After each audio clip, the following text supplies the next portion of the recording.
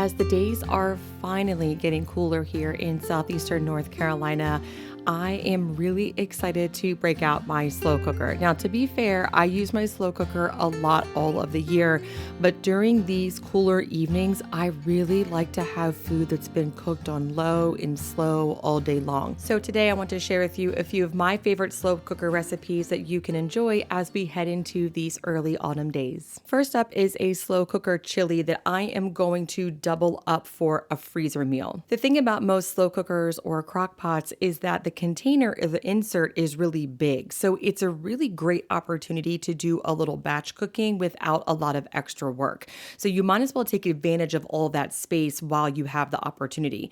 But in any case, I am here just sauteing first some ground beef. Now, I have had a really hard time lately finding lean ground beef at the grocery store.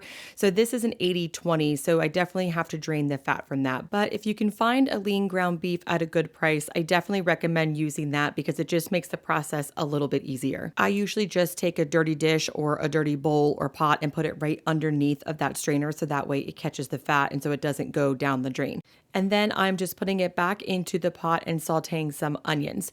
So a couple of things about the way I'm cooking this. First, I am choosing to do chili first in my cooking routine today because it has to be browned first.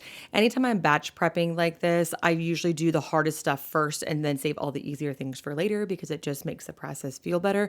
But also, if you haven't watched any of my videos before, I do have a different type of slow cooker and it uses a regular pot rather than a crock pot insert. So you'll see how that works in just a minute. But when it comes to something like a slow cooker chili, you can really make it however you want. So I, of course, have ground beef and onions and a little bit of garlic. And then I'm throwing in some cumin, oregano, and a little bit of chili powder. And then I'm just cooking that until those spices are aromatic. I think most traditionally a chili would have kidney beans in it, but I actually don't really like kidney beans that much. So I'm throwing in a can of home canned pinto beans and then just a can of black beans that I had in the pantry. And then I also tossed in 2 home canned crushed tomatoes that I canned earlier in the season, 2 cans of green chilies from the store, and then 1 large can of tomato sauce from the grocery store. And what I like about this is it's a nice mashup between scratch-made ingredients and home preserved things and items from the store. I'm always trying to strike that balance between simple living and scratch-made food, but also living a very modern life. And so keeping a little bit of both on hand, preserving only the things that I'm actually going to use, and then the things that I just use once in a while getting from the store is a nice, realistic hybrid approach that works for us. This is the Bruden-Taylor slow cooker and proofer. It's actually primarily a bread proofer, but it doubles as a slow cooker. And what I really like about it is that it's collapsible, so it's easy to store, but then it also just uses a regular old pot that you put inside. So I don't have to worry about any big clunky things that I need to keep around.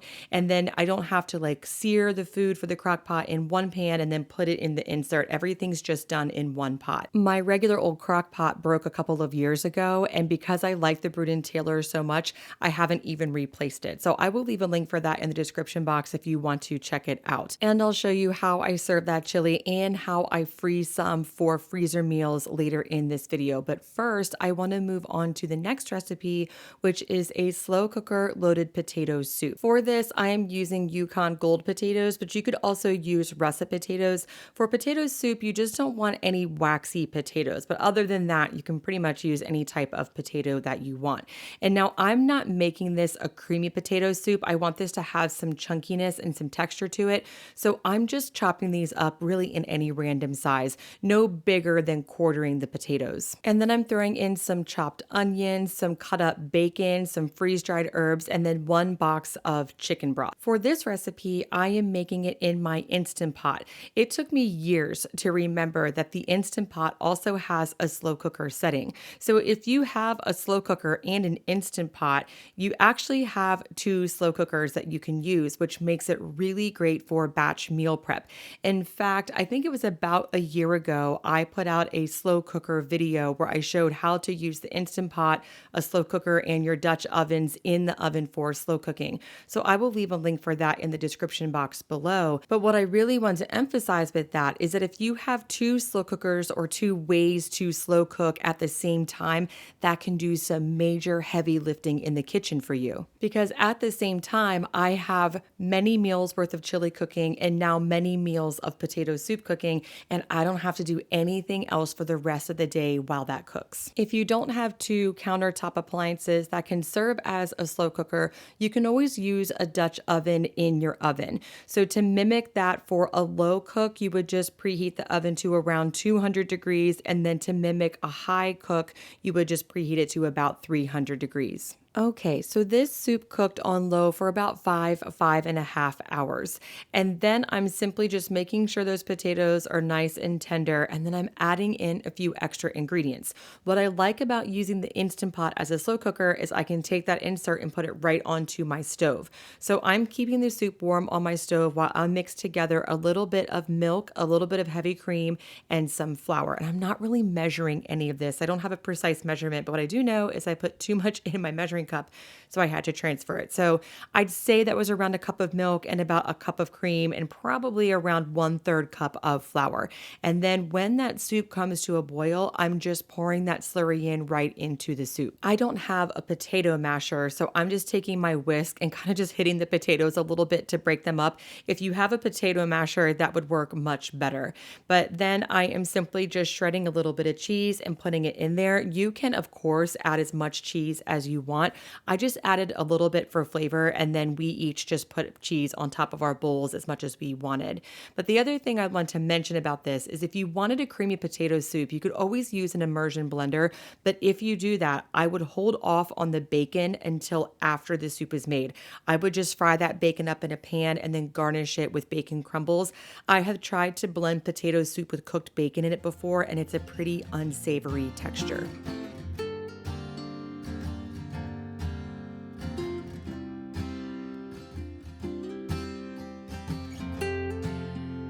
If you wanted to freeze that potato soup, I would recommend holding off on the slurry. We just ended up eating that soup for a few days. I'm freezing the chili, which I'll show you in just a second.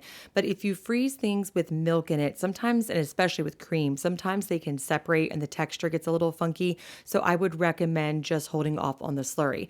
But here I have a block of rice that I froze using a 2-cup super cube. If you haven't seen those, they're awesome. They are just almost like ice cube trays that you use for freezing food in compact portions. So I am reheating that in the microwave, and then I'm going to use that to serve chili.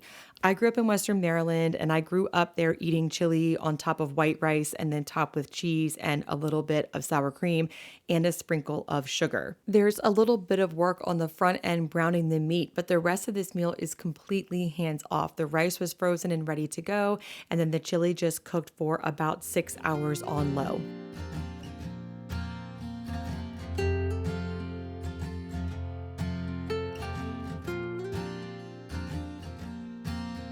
That chili has to cool overnight, so that way it's not hot at all before freezing it. So I'll show you how I freeze that in just a second. But first, before I go to bed, I am making some slow cooker pumpkin wheat berries. So if you've been following my content for a while, you know that I really like to mill my own flour, but I also really like to eat plain old wheat berries, which isn't something I've shared much of my content yet. And that's really a nice option for those of you who want the nutritional benefits of wheat berries but don't have a grain mill. So for this, all I'm doing is I'm mixing together 1 cup of wheat berries. In this case, I'm using soft wheat berries because they're a little bit sweeter. And then I'm adding in 1.5 cups of water and 1.5 cups of milk. You could totally use all water, but using half milk makes it a little bit creamier. And then I also threw in about a cup of canned pumpkin, a little bit of maple syrup, a pinch of salt, and a little bit of pumpkin spice. And then I just let that cook all night on low in the slow cooker. And I have to be honest, I think this is one of the easiest things I've ever made in the slow cooker. And it was really nice to have that warm breakfast on a cool morning. I live in southeastern North Carolina. Our days are still pretty hot, but we did have a 58-degree morning the other day, and this was perfect for that morning. Okay, finally freezing this chili. Sorry, I couldn't remember where it was in the video, but we are here. So to freeze this chili, I am putting it in 2-cup super cubes. So you just fill these cups, put the lid on, and stick it in the freezer. And then when it's frozen frozen, usually I'd say 24 hours or so, pop them out of that tray and then put them in a freezer bag. And the 2 cup portions fit perfectly side by side in a 1 gallon Ziploc freezer bag. I actually filled one tray with 2 cup portions and then one tray with 1 cup portions because that's just the way it worked out based upon what I have to use. But what I like about those 1 cup portions too is they're really good for just single servings for lunch if you need to take them to work or something like that. Okay, last up on the menu is a really easy slow cooker chicken and sweet potato recipe. I like to make things that are really versatile that I can use in different ways so that way I don't get stuck with just eating the same leftovers day in and day out. So in this case, all I'm doing is taking a few sweet potatoes and chopping them up into pieces. You could definitely peel them if you wanted to. At this point, my 4-year-old was really sick, so I was just trying to move through this recipe as fast as I could. But either way, totally fine, up to you. And then I am throwing in some chicken breasts and then pouring over that some homemade chicken broth. I had made some homemade bone broth for my daughter, so I just used the leftovers to put in there, but you could totally use store-bought too. I love to season my sweet potatoes with thyme, so I just put some thyme in there and a little bit of salt and pepper, and then I cook these on low again in my Instant Pot for about 5 to 5.5 hours. Usually what I do is I set the Instant Pot to 6 hours, and then around the 5-hour mark, I just start checking it to see how it's going. And I also forgot I threw some onions in there and a little bit of red wine vinegar. But once these were done, I took them out and I kind of strained them a little bit so it's less brothy. And while that was cooling off, I prepared a really simple arugula salad.